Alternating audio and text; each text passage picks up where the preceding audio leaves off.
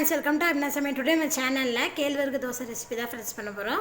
பாருங்க फ्रेंड्स, நல்ல மொறுமொறுப்பா இருக்கு பாருங்க. நம்ம உடம்போட ஹெல்த்துக்கு இது ரொம்ப நல்லது இந்த கேழ்வரகு தோசை. மொறுமொறுப்பான கேழ்வரகு தோசை சிம்பிளா எப்படி செய்யலாம்னு வாங்க फ्रेंड्स வீடியோல போய் பார்க்கலாம். இந்த கேழ்வரகு தோசைக்கு வந்து நீங்க தேங்காய் சட்னி சேர்த்து வச்சு சாப்பிட்டீங்கன்னா ரொம்ப அருமையா இருக்கும். வீடியோக்குள்ள பார்க்க முன்னாடி எங்க சேனலை இது வரைக்கும் சப்ஸ்கிரைப் பண்ணலாம், சப்ஸ்கிரைப் பண்ணுங்க. பக்கத்துல இருக்கிற பெல் ஐகானை கிளிக் பண்ணுங்க. வீடியோவை ஸ்கிப் பண்ணாம பாருங்க. ராகி தோசை பண்ணுறதுக்கு பார்த்திங்கன்னா நான் 1 கப் அளவுக்கு ராகி எடுத்திருக்கேன். இந்த ராகி பார்த்திங்கன்னா 1/4 கிலோ அளவு வருது. இப்போ இது வந்து ஒரு மிக்சிங் பவுலில் சேர்த்துக்கலாம்.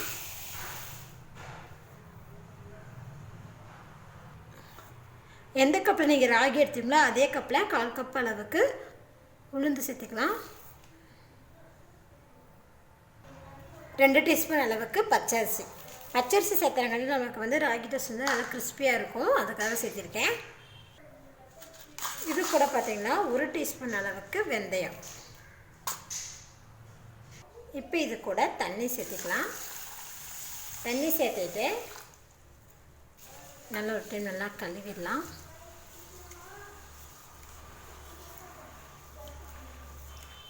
பார்த்திங்கன்னா தண்ணி நல்லா கழுவிட்டேன். 2-3 தண்ணியில் இந்த மாதிரி கழுவி எடுத்துக்கலாம். பாருங்கள், 3 டைம் நல்லா வாஷ் பண்ணிவிட்டேன். இப்போ இதில் வந்து நம்ம தண்ணி சேர்த்துக்கலாம். தண்ணி சேர்த்துனதுக்கப்புறம் இது வந்து 4 மணி நேரம் நல்லா ஊறணும் ஃப்ரெண்ட்ஸ். இப்போ நான் வந்து 1 மணிக்கு ஊற போட்டிருக்கேன். 4 மணி நேரம் ஆயிடுச்சு. இப்போ மூடி ஓப்பன் பண்ணி பார்க்கலாம். பார்த்திங்கன்னா நான் 1 மணிக்கு ஊற போட்டிருந்தேன். இப்போ மணி பார்த்திங்கன்னா 5 மணி ஆயிருக்கு. ராகி பாருங்கள் நல்லா ஊறி இருக்குது. ராகி, வெந்தயம், அரிசி, உளுந்தெல்லாம். இதை தண்ணி வடிச்சிட்டு மிக்ஸி ஜாரில் சேர்த்திக்கலாம். பாருங்கள், தண்ணி வடிச்சிட்டு நான் வந்து ராகி இதில் சேர்த்திட்டேன். இதில் கொஞ்சமாக தண்ணி சேர்த்துட்டு நல்லா மாவை அரைச்சி எடுத்துக்கலாம்.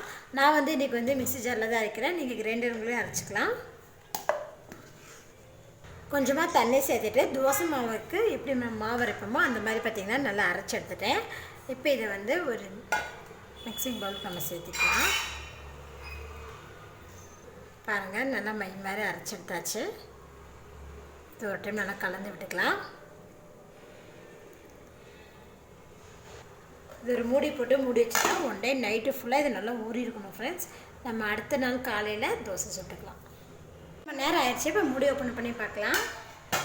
பார்த்திங்கன்னா ராகி மாவு பார்த்திங்கன்னா நல்லா பாருங்கள் பிடிச்சிருக்கு. இப்போ இதில் தேவையான அளவுக்கு உப்பு சேர்த்திக்கோங்க. உப்பு சேர்த்துட்டு இதை ஒரு டைம் நல்லா மிக்ஸ் பண்ணி விடலாம். மாவு புளிச்சாதான் நம்மளுக்கு வந்து ராகி தோசை வந்து சாப்பிட்றதுக்கு ரொம்ப நல்லாயிருக்கும்.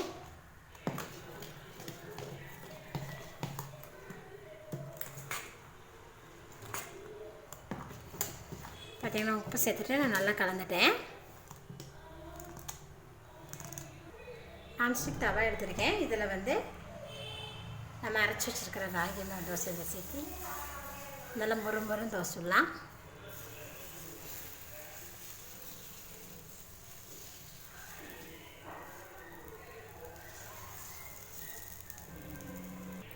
சுற்றி வர எண்ணெய் விட்டுக்கோங்க. 1 சைடு பார்த்திங்கன்னா இப்போ நல்லா பார்த்திங்கன்னா இருக்கு. இப்போ வந்து நம்ம திருப்பி போட்டுக்கலாம்.